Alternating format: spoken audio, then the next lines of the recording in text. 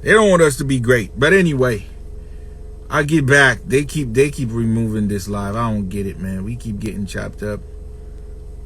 If you can hear me, let me know. But we keep facing this opposition with this nonsense, man. Shit keep getting off, cut off, and all that.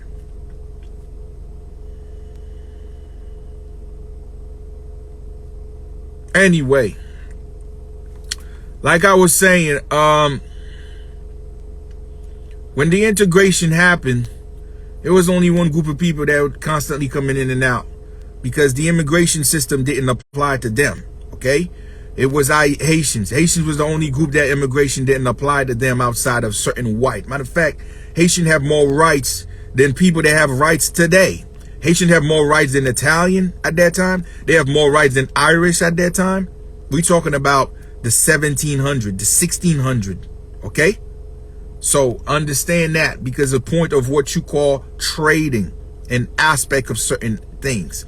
See, racism is a modern thing. Back in time, it was not like that. It's about lineage. It's about who you are, where you coming from, what region and what lineage that you come from. So they don't want people to know about these things.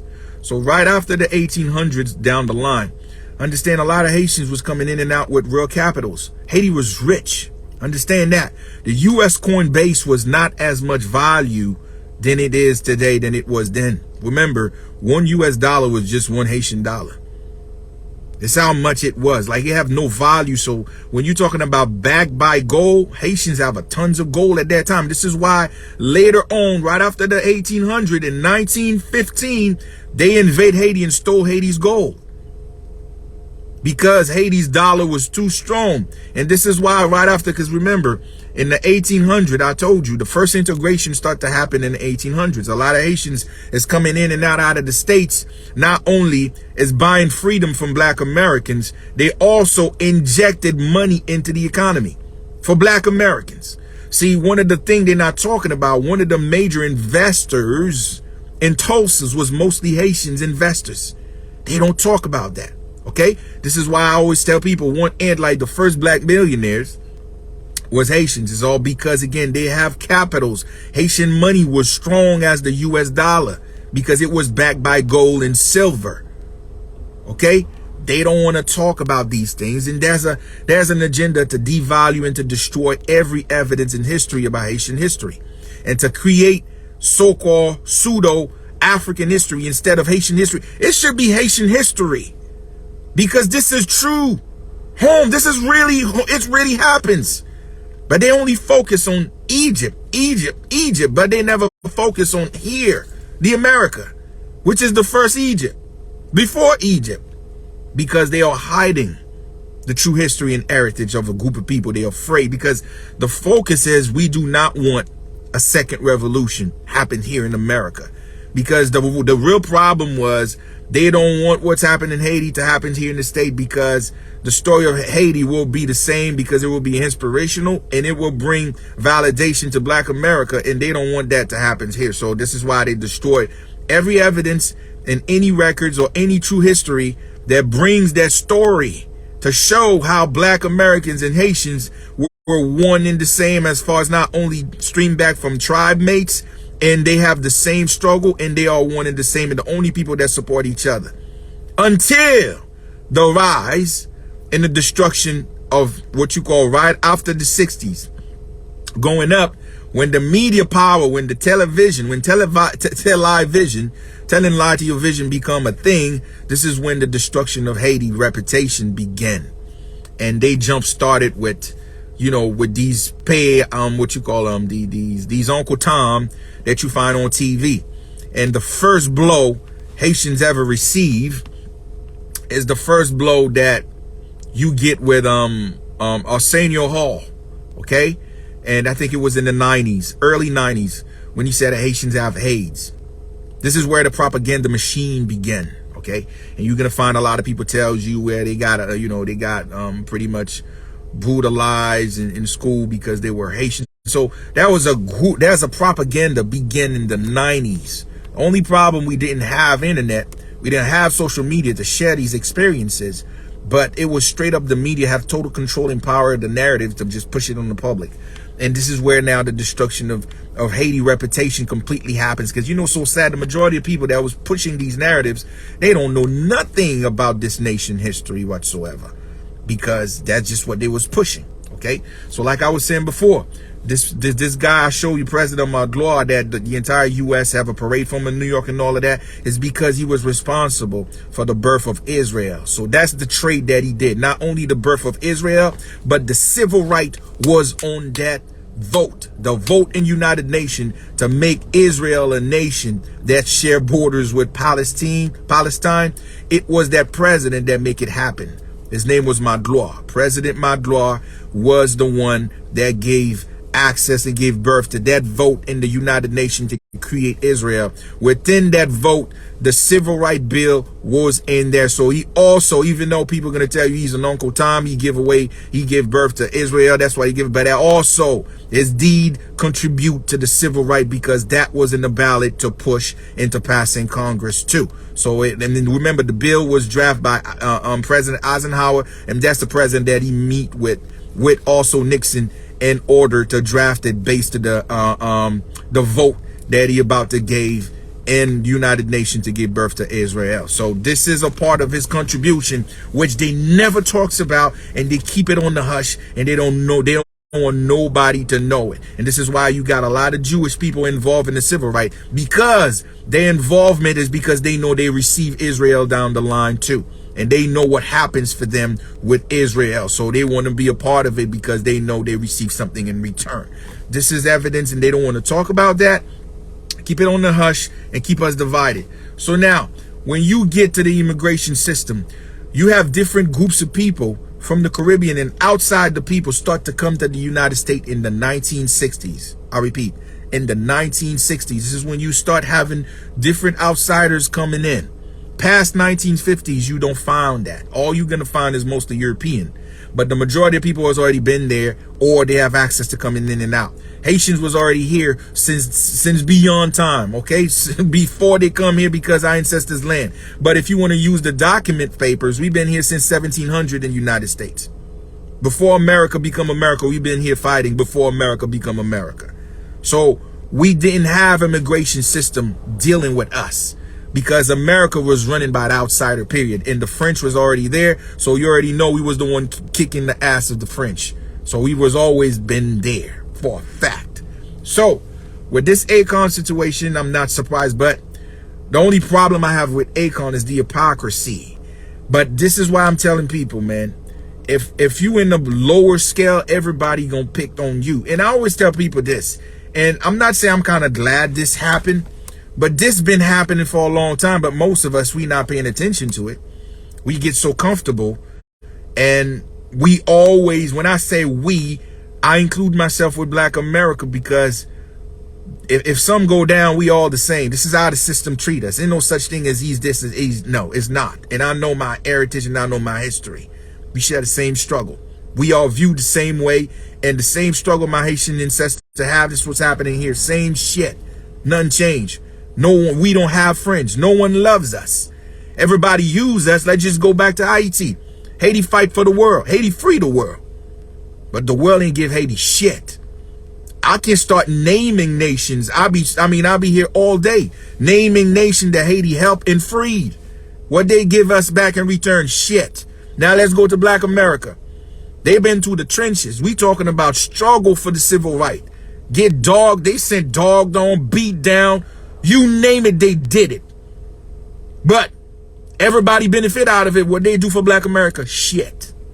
Same shit, different day. Same shit, different day. But what I'm trying to tell you when it comes to Akon situation, I always been a strong advocate and a vocal person when it comes down to the lack of support for Africa to Haiti. Okay? Like, some people are going to say, okay, so why Black America don't support? It's different. Black American is not running America. I always say this.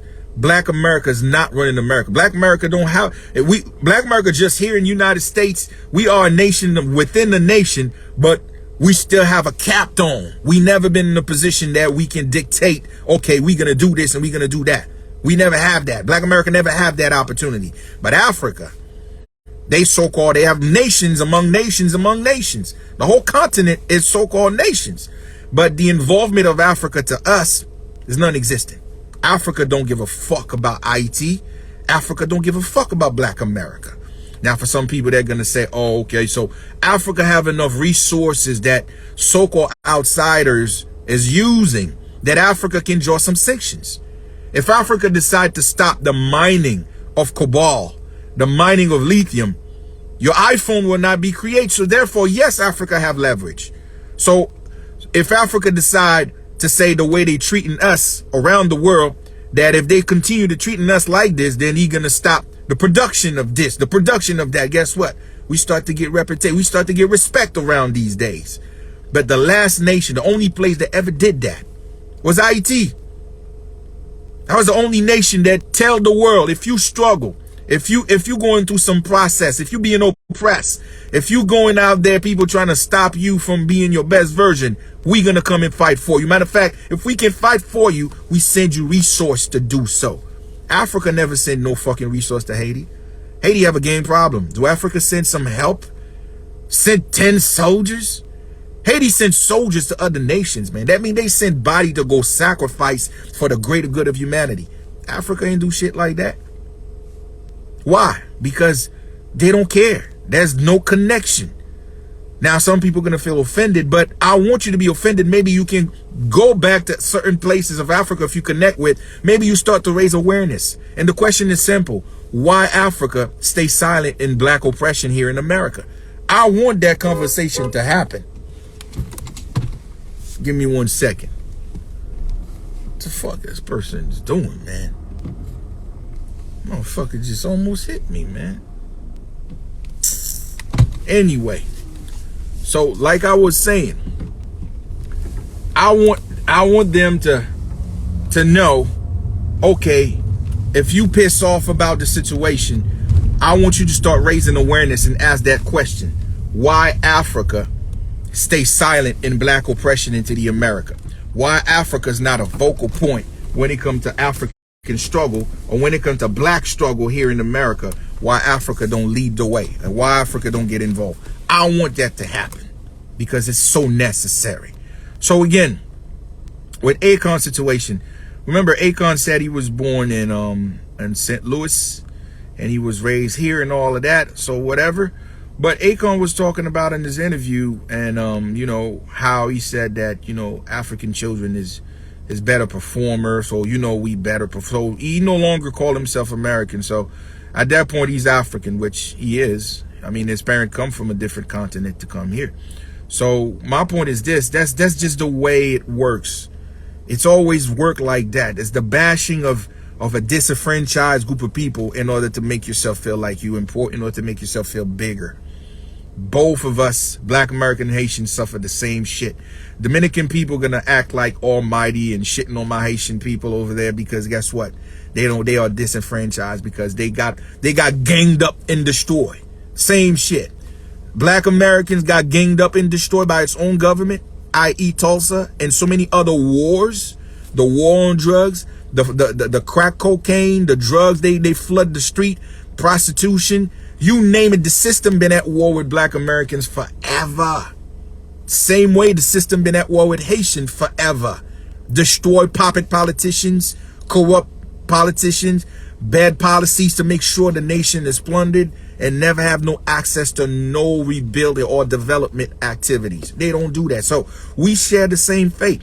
So same way Akon is bashing, that's the same way Dominican bashings about Haitians. They forget about you will not be able to get DR. There's no Dominican Republic without Haiti.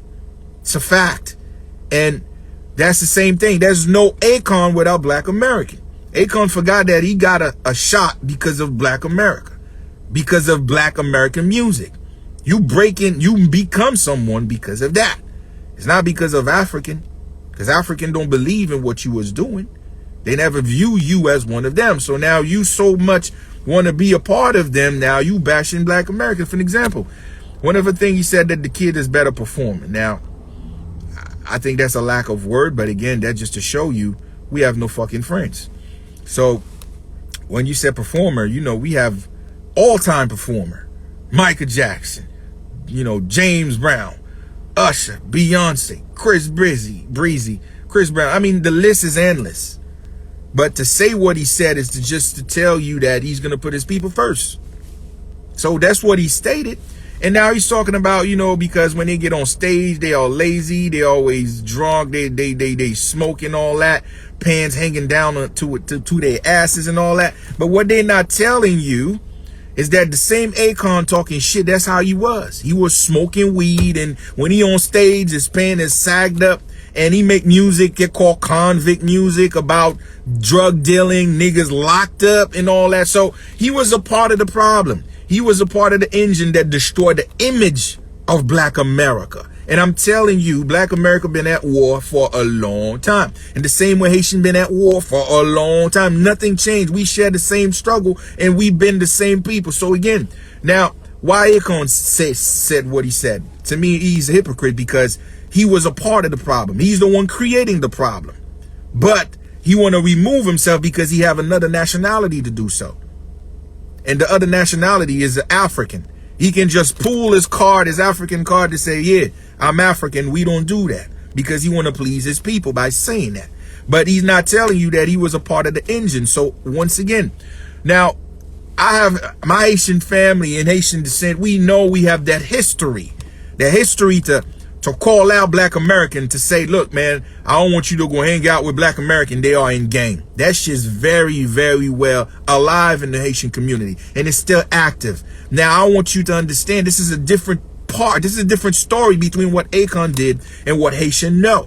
Akon say this because he's an ops. They put him in there to do that. He was an agent put in the music industry just to furthermore destroy the image of Black Americans, okay? To create the stereotype that if you saw a Black American, yeah, he got to be a gangster, he got to be a killer, or he's gonna rob you, or he's gonna rape you. That's what they turned the art to. But again, now let's just talk about Haitians, especially the old heads, older generation Haitians, when they talk about Black American themselves. I want to be clear, and I'm speaking on their behalf so you understand what I'm going with this. No one, I repeat, no one in America understand Black American struggle better than Haitian people. I repeat, no one in America understand Black American struggle than Haitian. That's one. Number two, no one in the entire America or the world knows Black America better than Haitian people. I repeat, no one in the world knows Black Americans better than Haitian, because Haitian was out there with them. That was the only true allies they ever had. And they was out there from that time they was oppressed to the time they were getting better before they got destroyed again. So if one group understand and know who are these people, is Haitian people. So again, what you see today, as far as how they portray and as far how they market Black American, this is not Black fucking American. This is a propaganda created by the Zionist Jew machine. Okay? So when you see Haitians said, no, I don't want you to hang out with them, because they know your real self and they're not seeing this shit. What they are seeing, this ain't you. This is a demon they create. This is a persona they create to use you to furthermore destroy your legacy of what you representing for. Okay? Now, what people used to say about Haitian people when they come here, certain group, those that come from Haiti, they just, the way they dress was different. They usually dress like sharp. Shirt, button shirt, pants, and shoes. Now, if you go find out Harlem Renaissance, okay, if you talk about New York, Harlem was run by Haitians. We talking about scholars, people with jazz, blues, music. These are Haitian culture stuff. These were, Harlem was found, like all Harlem Renaissance era was nothing but what you call elite Haitians that come to live here in the state. So they have capitals, they have money, because the US dollar was the same as Haitian money. So when they come to the state, they bring their own money with them. So that culture of Black excellence was already starting from here. So Black American Haitian started this Black excellence shit. And this is where they get their boule. I'm telling you, boule was founded by Haitians. Elite one. This is why the term is it's a Creole term. This is not a French term. This is not a Latin term. This is a Creole term. Boule mean fire. Burning. That's the burning desire of excellence. That's what the boule was, because again, they was consisted with scholars, educators, businessmen. Go find out the majority of the so-called boule elite, because they want to hide these documents. In fact, you're going to find all of them. The elite one have French names. These are Haitian names. They don't want you to know these things because, again, they have to destroy the truth. If you destroy the historical facts, then you will never know who you are. So what you call black Americans and Haitians was elite class. Fine dressing, educator, scholars, doctors, lawyers, bankers. This is what you end up having in Tulsa. So they realize if this culture stay like this, they have problems, okay? They have problems. I said it, sis. I said burn, the burning desire, okay? So now Boule's being replaced. They replaced them now with a bunch of coon, and they put these ops in there. They put nothing but puppets, and they rewrite the fucking history. So now it's nothing but sellouts in there. All they do is sell out works. Sell out. So, again, so now you have a groups of people that having what you call black excellence. They want to duplicate the same nation of Haiti. They want to bring the spirit here where they're going to make a nation for themselves within another nation. So you think these motherfuckers not watching? That's why they destroyed Tulsa. And ever since they destroyed Tulsa, their job and their goal is to attack black America as far as its culture and to attack its image. That's why they flood the drugs. The crack cocaine epidemic. That's why the war on drugs. They draft the bill to lock you up. So they've been doing everything, and then they come right after the market of that image to make it easier to get locked up. Which what? The hip hop, the music. Take the prison culture and make it accessible. Take the prison culture and make it the fashion statement of these folks. So now every movie comes right after. It's either drugs movie, gang, and pimp. All of it, who control that media? Not us. That's the only opportunity they was giving black people. The opportunity to destroy their own image. I repeat, the only opportunity they give black Americans is an opportunity to destroy themselves. As long as you get paid, because again, you in poverty, they shut down. After they destroy Tulsa, they take initiative to never give us a shot. The same way Haiti struggled, it's the same way black America been struggle here. Because those two, they couldn't go together. They have to find ways to shut those two down by any means necessary. That's what they did.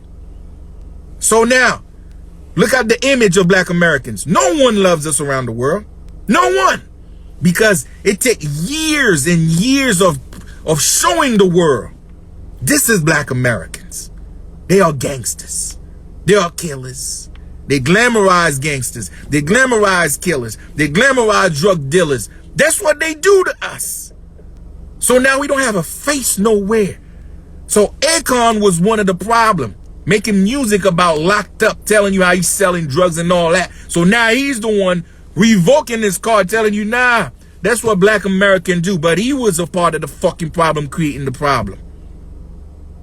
We don't have no friends. So once again, fast forward to the same situation with Africa. Now, I'm saying this is for my African brothers and sisters for one reason. Because if we're going to find unity among us, we must call out bullshit. We must call out problems that need to be put on the table, and we have a proper conversation and we come up with solutions. That's all I'm saying here. Let's just think about music. Music is cultural shift.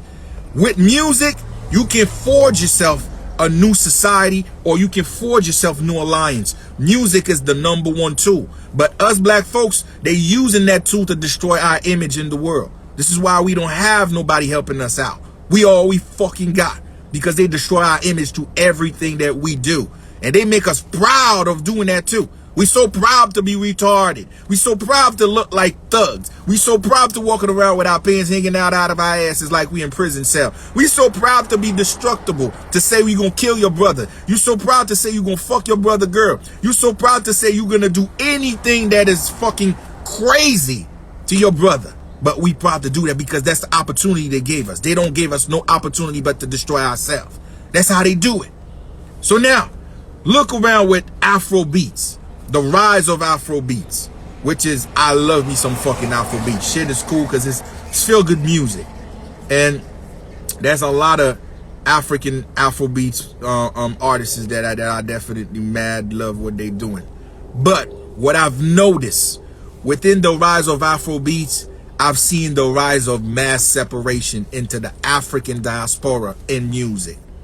Now, I mean, we could not talk about Afro beats without Jamaicans, without Jamaicans music, without Jamaicans dance hall, right? I never seen, I'm not saying they don't, probably some is out there, but the collaboration between Jamaican and African, it's not happening. I don't see it. I repeat, the collaboration in Afro beats between Jamaican and African, I don't see it. Why? Because Afrobeats is the rise of music for African. You would have thought African will reach out to us here, to America, and say, look, man, you guys was always out there make things possible. And if we have Afrobeats, it's also an influence from Jamaican music. So you know what? We need to, because a lot of artists is not doing too good in the Jamaican music industry. So you would have thought African would have just given them a little boost. They don't even features with Jamaican artists. Why is that? They only big up themselves. It's true. You can see it in the Afrobeat community. They don't even like to fuck with each other. It's some mad beef between each other. But American artists always reach out to others. To me, I feel like that the same energy that we give out to Africa, if Africa gave us 10% of what we've done for them, we will be in a better place than we are today. And I want African people, if you're African here, I want you to take this and hold them accountable for it, or ask the right question. Why Africa not doing the same effort that American has done for them? Because all America ever do, especially melanated Americans, is to always wear the African pride beyond compare. But Africa's not wearing us as a prideful groups at all. And it's the lack of it. And what Akon did, it's just like, to me, it's a slap on the motherfucking face, because Akon should be the last person saying what he's saying. So, once again, I've never been this fan of his music. I think he have some glimpse, but nah, dog, this ain't right. Definitely ain't right. So, like I was saying, y'all, L'Anglais Sous part 3, gonna be a classic. I mean, listen, man, you guys are gonna be on for a treat, yo. This is the greatest. I think this is gonna sit down. That's probably one of my greatest episodes. Or I don't know, whatever comes after, probably not gonna be able to match this. So if you're a member, and like I would like to say this to the members, please forgive me if you don't receive enough content for the membership lately.